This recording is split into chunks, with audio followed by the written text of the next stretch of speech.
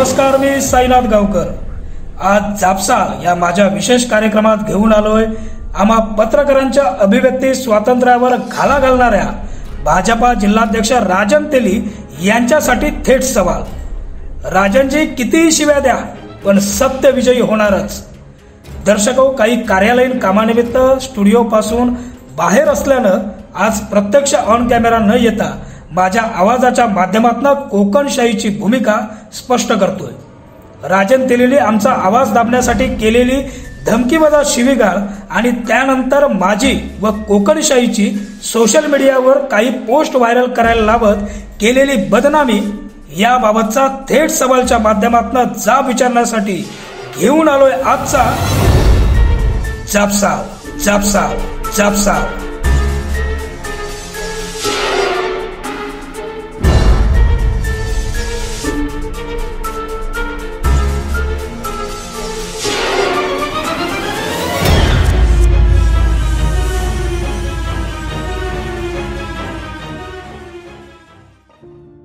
भाजपाचे सिंधुदुर्ग जिल्हाध्यक्ष राजन तेली यांना सत्यतेची बाजू घेऊन केलेल्या बातमीचा मुळात एवढा राग नेमका का आला? हा खरं तर राजन तेलींकडून बातमी प्रसारणानंतर मला धमकीवजा आलेल्या शिवीगाळीनंतरचा माझ्या समोर पडलेला प्रश्न आहे। जेव्हा या प्रश्नाचं उत्तर शोधायचा प्रयत्न सुरू केला तेव्हा दोन प मधील फरक प्रामुख्यानं माझ्या समोर आलाय। हे दोन प म्हणजे एक प पत्रकारितेचा आणि दुसरा प पराभवाचा। राजनजी तेली साहेब, मी 2005 साली पण पत्रकार होतो आणि आज 2022 साली सुद्धा पत्रकार आहे, पण तुम्ही तेव्हा सुद्धा पराभूत होता आणि आजही पराभूतच आहात। तुम्ही तेव्हा आमदार होता आणि आज माजी आमदार आहात, पण मी मात्र तेव्हाही पत्रकार होतो आणि आजही पत्रकार आहे। म्हणून तुमच्या कार्यशैलीबाबत बातमीच्या माध्यमातून माझ्या अधिकारात राहून बातमी प्रसारण केली आणि तुम्हाला त्याचा राग अनावर झाला। हे सत्य न समजण्या एवढे आम्ही आणि जनता वेडी नाहीये, एवढं लक्षात घ्या। स्वाभिमानानं पत्रकारितेच्या क्षेत्रात काम करत असताना आज कोकणशाहीच्या प्रतिमेला तुमच्या धमकीवजा शिवीगाळीमुळे धक्का बसलाय।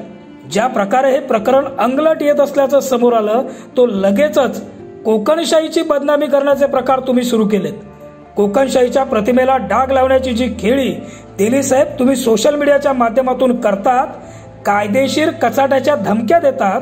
मुळात आधी कायदेशीर तक्रारीची धमकी देणाऱ्यांनी प्रशासकीय आणि निवडणुकीतील आपलं वैयक्तिक यश सिद्ध करून दाखवावं, नंतर अशा धमक्या आम्हाला द्याव्यात। राणे कुटुंबियांच्या आजवरच्या जिल्ह्यातील यशस्वी कामांमुळेच तुम्हाला नेहमीच पाठबळ मिळालंय, मात्र तुम्हाला ते जपता आलं नाही तेली साहेब। म्हणूनच तुम्हाला निवडणुकीच्या स्वतःच्या तिसऱ्या प प प पराभवानंतर आत्मचिंतन करण्याची गरज होती, जे तुम्ही केलेलं दिसत नाही। राणेंच्या वरदहस्तामुळे लढवलेल्या निवडणुकीत आपला पराभव झाला। या पराभवास आपलं अपयश जबाबदार आहे का, हे कधी मागे वळून तुम्ही पाहिलंय? हाच भाजप कार्यकर्त्यांचा सवाल तुमच्यापर्यंत पोहोचत नसेल तर तो पोहोचवणं हे कोकणशाही सारख्या जागृत माध्यमाचं माझं काम आहे आणि तेच काम कोकणशाहीच्या माध्यमातून मी केलंय। मुळात ज्या निवडणुकीपूर्वीपासून ज्यांच्यावर अपयशाचं खापर फोडलं जात होतं त्या कुडाळ नगर पंचायतीत निलेश राणे यांनी विकासात्मक कामांसाठी प्रयत्नांची पराकाष्ठा केली होती, पण आता केंद्रात आणि राज्यात आमची सत्ता असूनही आम्ही सुचवलेली कामं केली जात नसल्याच्या तक्रारी नगरसेवकांमधून येत होत्या। राजन तेली यांची विकासात्मक कामांना जाणून बुजून दिली जाणारी केराची टोपली यामुळे नगरसेवकांच्या आणि अर्थातच त्या परिसरातील लोकांच्या मनात नगरपंचायतीच्या निवडणुकीपासूनच नाराजीची भूमिका होती आणि हो आजही आहे। खरं तर नगरसेवकांमध्ये नाराजी असल्याचं वक्तव्य स्वतः नगरसेवकच करतायत आणि या अन्यायाला वाचा फोडण्याचं काम कोकणशाहीनं केलं, पण स्वतःचं अपयश झाकून ठेवायचं आणि अपयश कुणी दाखवलं तर त्याला धमकीवजा शिवीगाळ करत बसायचं, हे काही नवीन नाही तेली साहेब। पण राजनजी, तुमच्या धमक्या आणि शिवाय ऐकायला मी काय तुमचा गुलाम नाही आणि पत्रकार तुमचे गुलाम नाहीयेत, ते तुम्ही तुमच्या अंधभक्तांना घाला शिव्या। अहो राजनजी, नगरपंचायत निवडणुकीवेळी शेवटच्या 2 दिवसाची नाराजी होती ती सिंधुदुर्ग जिल्ह्यातील कुठल्या नेत्याविरुद्ध उफाळून आलेली, याचा विचार तुम्ही करणार आहात की नाही? मंत्री नारायण राणे असतील, आमदार नितेश राणे असतील, माजी खासदार निलेश राणे असतील, यांनी जीवाची बाजी लावून जो गड राखला होता तो शेवटच्या 2 दिवसात केवळ आणि केवळ तुमच्यामुळे गेलाय, असा माझा आरोप नाहीये, तर भाजप कार्यकर्त्यांचा सवाल आहे, ज्या सवालाला तुम्ही सामोरे जाणार आहात का? नारायण राणेंच्या आश्वासनावर विश्वास ठेवणारी इथली सगळी जनता आहे, त्या जनतेला उमेदवार निवडीपासून तुमचा असलेला हस्तक्षेप, तसंच तुमच्या कार्यकर्त्यांना दुखावण्याची तुमची जी उद्धट भूमिका होती, या भूमिकेलाही आज जनता ओळखून आहे. आज ज्या कार्यकर्त्यांना मुळात हे सर्व पत्रकारांपर्यंत बोलण्याची वेळ यावी, याचाच अर्थ नेतृत्वात त्यांचा आवाज ऐकून घेतला जात नाही, हे स्पष्ट होतंय. हे तुमचं सगळ्यात मोठं अपयश नाहीये का राजनजी? असं तुम्हाला वाटत नाहीये? तुम्हाला या प्रश्नांची उत्तरं द्यावी लागतील. या प्रश्नांची उत्तरं आहेत का तुमच्याकडे? इथल्या प्रत्येक नगरसेवकांच्या मनात केंद्रीय मंत्री नारायण राणे, आमदार नितेश राणे, माजी खासदार निलेश राणे यांच्याबद्दल प्रचंड आदर आहे. सिंधुदुर्ग जिल्ह्याचा आज जो काही विकास आहे त्याचं सर्वात मोठं श्रेय हे राणे कुटुंबियांनाच जातं, हे त्रिवार सत्य आहे. आणि हीच भावना प्रत्येक नागरिकाच्या, प्रत्येक मतदाराच्या मनात आहे. त्यामुळे जिल्ह्यातील नगरसेवकांच्या मनात राणे कुटुंबियांबद्दल नेहमीच आदरयुक्त भावना जोपासली गेली. मात्र याचं श्रेय राणे कुटुंबियांना 100% गेलं असतं जर त्या यशात तेलींची कार्यतत्परता असली असती तर. तेलींकडून गाफीलपणा दाखवला गेला नसता तर सध्याचं चित्र हे वेगळं असतं. कार्यकर्त्यांमध्ये अस्वस्थता आहे का? हो आहे. पण ही अस्वस्थता निवडणुकीसाठी सज्ज असलेल्या राणेंना जर बोचरी ठरली तर ही जबाबदारी राजन तेली आपण घेणार आहात का?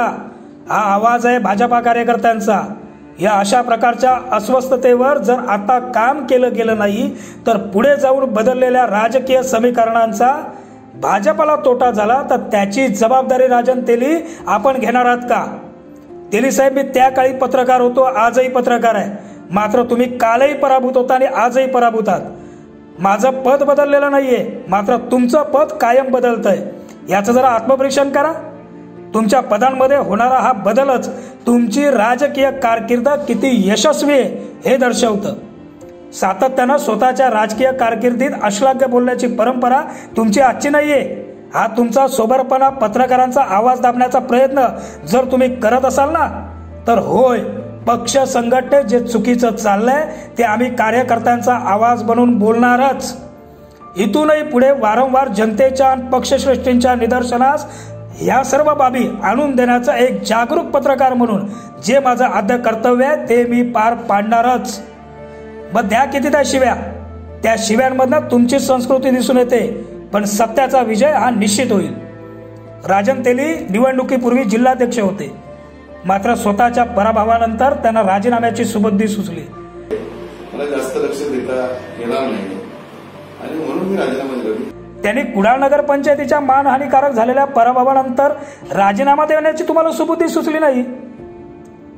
राजन तेली, मुद्द्यावर बोला. पत्रकारांचा आवाज दाबायला गेलात तर आमच्या प्रत्येक पानावर, पुन्हा बोलतोय, आमच्या प्रत्येक पानावर फक्त आणि फक्त तुमच्या अपयशाचीच कहाणी लिहिलेली असेल, एवढं लक्षात घ्या. अहो, राणेंची स्ट्रॅटेजी, राणेंचं कार्य, राणेंची समाजाप्रती असलेली आत्मीयता, यामुळे तुम्हाला मिळालेलं यश, या यशाला जर तुम्ही स्वतःचं कर्तृत्व समजत असाल आणि त्याचा तुम्हाला खोटा गर्व असेल, अभिमान असेल, तर लोक तुमच्या विरुद्ध बोलणारच. मी पुन्हा एकदा सांगतो, हा जिल्हा राणेंवर प्रेम करतो, राणे साहेबांवर प्रेम करतो. राष्ट्रवादीत तुमची तेली साहेब डाळ नाही शिजली म्हणून तुम्ही भाजपमध्ये आलात. सत्तेचा माज आता तुमच्या बोलण्यातून दिसून यायला लागलाय. जर तुमच्या विरोधात एखादी बातमी आली आहे तर एक कर्तव्यनिष्ठ पदाधिकारी म्हणून, एका राष्ट्रीय पक्षाचा जिल्हाध्यक्ष म्हणून नेमका प्रकार काय याची शहानिशा तुम्ही करायला हवी होती. मात्र सत्तेची धुंदी तुमच्या डोक्यात गेली आहे. हो, या सत्तेच्या धुंदी असल्यामुळेच की काय तुम्ही उद्धटपणाची भाषा माझ्याबरोबर वापरली. ऑफ द रेकॉर्ड सांगतोय तेली साहेब, ऐकून घ्या. भाजपा पक्षातील इतर वरिष्ठ नेत्यांचे आणि हो, ज्यांनी तुम्हाला मोठं केलं ना अशा वरिष्ठ नेत्यांचे मला फोन आले. मात्र त्यांनी अतिशय नम्रपणे प्रकरण नेमकं काय हे जाणून घेतलं.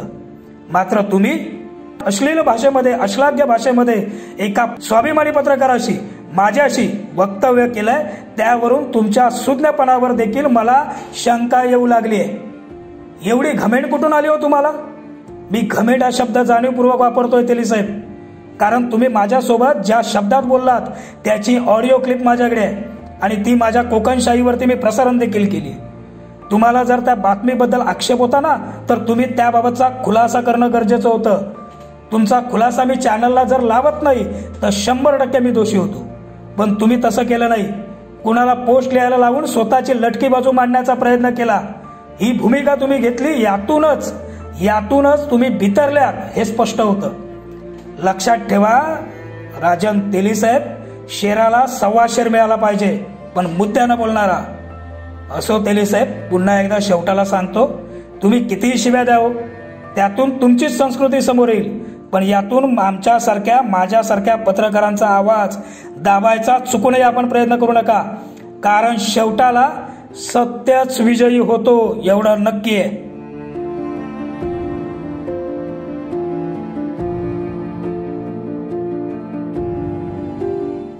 धन्यवाद. असे नवनवीन व्हिडिओ पाहण्यासाठी कोकणशाहीचं यूट्यूब चॅनल सबस्क्राईब करा व बेल बटन प्रेस करा. तसेच फेसबुक पेज लाईक करा आणि इंस्टाग्राम पेज व ट्विटर पेजला फॉलो करायला विसरू नका.